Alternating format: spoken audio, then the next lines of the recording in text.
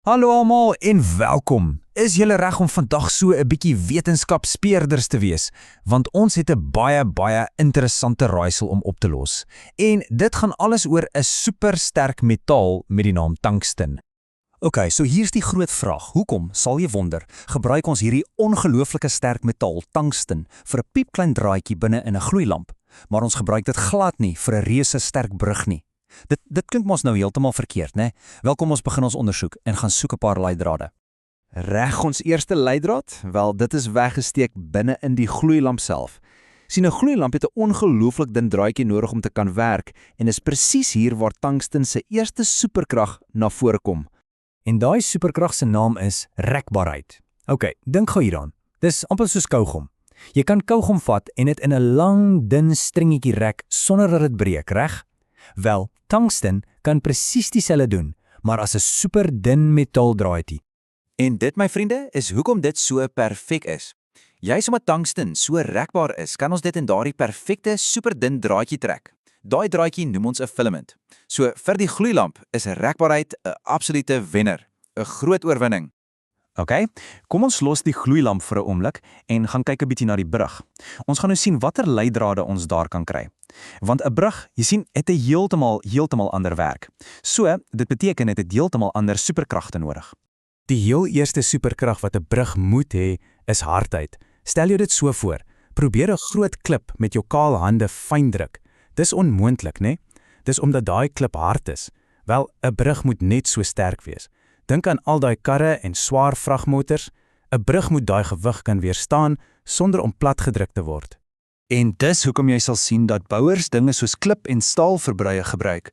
Hierdie materiale is super dieper hard en hulle kan al daai druk van bo af hanteer sonder om eers te dink aan buig of breek. Maar wag, 'n brug het ook parte nodig wat in sekere vorms gebuig of geslaan kan word. En dis waar nog 'n eienskap inkom, smeebaarheid. Dink aan 'n ou smid in 'n fliek wat 'n stuk warm metaal met 'n hamer kap totdat dit te swaard is. Dis smeebaarheid. Dis wanneer jy iets in 'n vorm kan slaan sonder dat dit in stukkies spat. So, daar het julle dit. Twee totaal verskillende take. 'n Gloeilamp se draadjie moet gerek kan word, so dit het rekbaarheid nodig. 'n Brug moet swaar goed kan dra, so dit het hardheid nodig. Heeltemal verskillende wêrelde. Reg, maar nou kom die groot vraag. As tungsten dan so harde metaal is, hoekom gebruik ons dit steeds nie vir broe nie? Wel, ons volgende leidraad gaan tungsten se geheime en nogal groot swakheid verklap. En hier is daai sleutelleidraad, brosheid.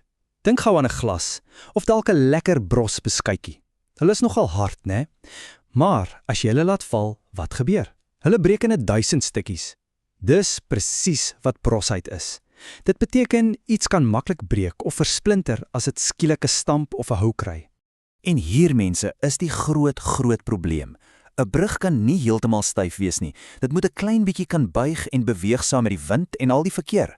Maar tungsten, omdat dit so bros is, sal dit eerder kraak en in stukke breek as om te buig. En dit maak dit heeltemal te gevaarlik vir 'n brug. 'n Absolute nee. Ok, kom ons gaan vir ons laaste leidraad terug na die gloeilamp. Wat op aarde is die geheim wat daardie piepklein tungsten draadjie so helder laat gloei sonder dat dit sommer net smelt? Wel, die antwoord lê in iets wat ons hoë termiese geleiding noem. Dis nou 'n baie deftige manier om te sê dis regtig goed daarmee om hitte te hanteer.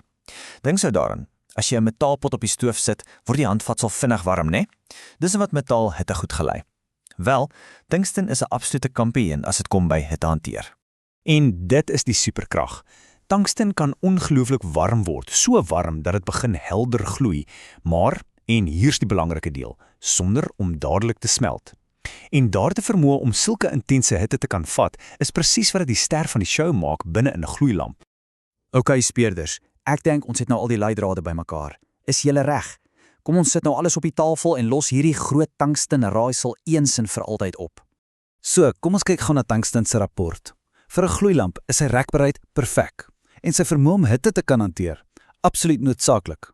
Die feit dat dit bros is, maak nie regtig saak nie, want dit is veilig weggeberei binne in die glas. Maar vir 'n brug, sy rekbaarheid op niks nie. Sy brosheid is doodsgevaarlik en daai het 'n ding glad nie nodig nie. So jy sien, dit gaan glad nie daaroor of 'n materiaal goed of sleg is nie. Dit gaan alles daaroor of dit die regte eienskappe vir die regte werk het. En dis die antwoord.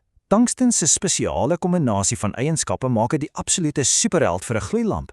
Maar presies daai selfde eienskappe maak dit 'n totale superflop vir die bou van 'n brug. So, die saak is opgelos. Nou dat jy self 'n materiaalspeurder is my vraag aan jou, aan watter ander materiale kan jy dink wat 'n superheld is vir net een baie spesiale werk? Dink 'n bietjie daaroor. Baie dankie dat julle saam met my op hierdie ondersoek was.